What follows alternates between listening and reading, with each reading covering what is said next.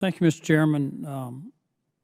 Ms. Carnahan, some of the questions that I have about the whole situation with federal properties has to do with workforce, which you really don't have any control over.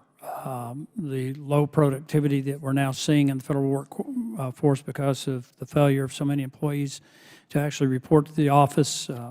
My friend and the chairman, Mr. Comer, pointed out that it found that 17 out of 24 federal agency headquarter buildings were less than 25% occupied. Now, what I want is for people to come back to work, and if we don't need them, we need to reduce our workforce. But if people are not going to come to work, and we need to reduce the workforce, one way or another, we need to consolidate some of these holdings, determine what we really need, and then divest our portfolio of the balance. Have you given any thought to that? Or even repurpose, and I'll come back to that in a moment. Yeah, yes, sir. This is exactly what we're working on. I mentioned we have a national portfolio review that's been done, and we last week announced that we want to dispose of 23 properties just as a down payment to get started on this.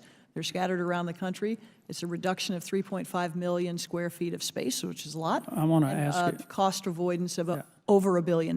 Well, there's other opportunities too. You could convert those facilities into other, for other uses, and we did that with the old post office. Correct. Prior to that, I think we were losing about $6 million a year in maintenance costs, maintaining basically an empty building, and then this committee approved a contract with the Trump organization to convert it to a hotel, and then we turned that around by $9 million a year to a plus $3 million per year in revenue. So are we looking at opportunities for conversion in that regard? So there are some conversions like that. There are other examples also in Washington. The Hotel Monaco was another one where we call it an out lease, right? Where we have a long-term lease with someone to run a property. But you've got the Hotel Monaco and you've got the Trump Hotel, which was a great success. But there are probably other buildings that could be used for other purposes.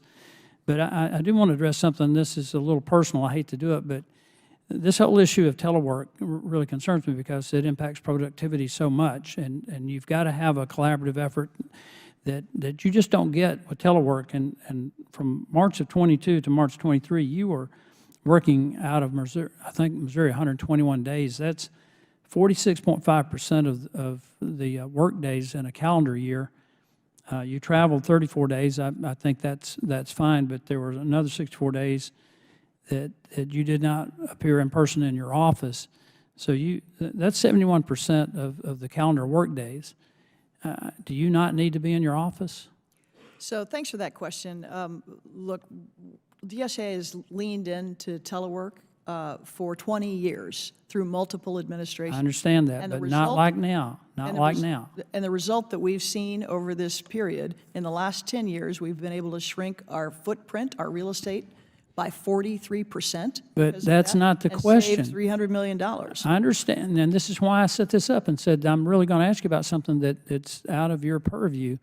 But when you talk about shrinking the footprint, that doesn't address the issue of are you getting the job done, and has productivity increased or gone down? And Madam, productivity in the overall workforce in the United States is at levels lower than what we've seen in 40-something years. So I think we've got a couple of problems here, one of which you're trying to address, and I'm very appreciative of what you're trying to do, notwithstanding the FBI building, which I'm all for moving to Huntsville. But this whole issue of a dispersed workforce, and then you add to that at a time when we're $33.6 trillion in debt, and we're paying locality pay, 32.49% locality pay for people who are not here. And I mean, you spend 121 days of your calendar work days in Missouri.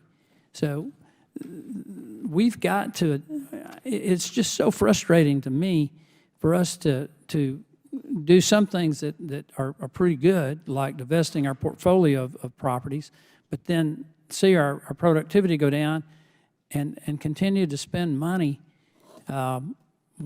when we just can't afford to spend any more money. Well, do I have time to respond? Yes. So we actually, I care a lot about productivity. This is a thing that we track closely. And I will tell you that in the last 3 years alone, our business volume has gone up 38%. In the last 10 years, it's gone up 82%. And we also track customer satisfaction scores. So the same as you would see in the private sector, it's on a scale of 1 to 5. Our customer satisfaction score during that period has gone from 3.0 to 3.9%.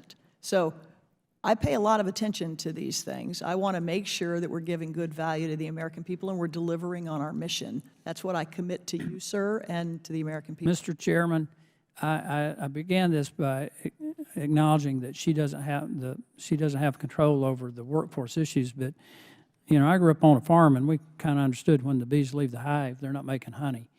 And and the GSA may be doing great work, working remotely, but I don't think that's true across the entire federal workforce, and you can't do anything about it. All you can do is dispense with the property. I yield back.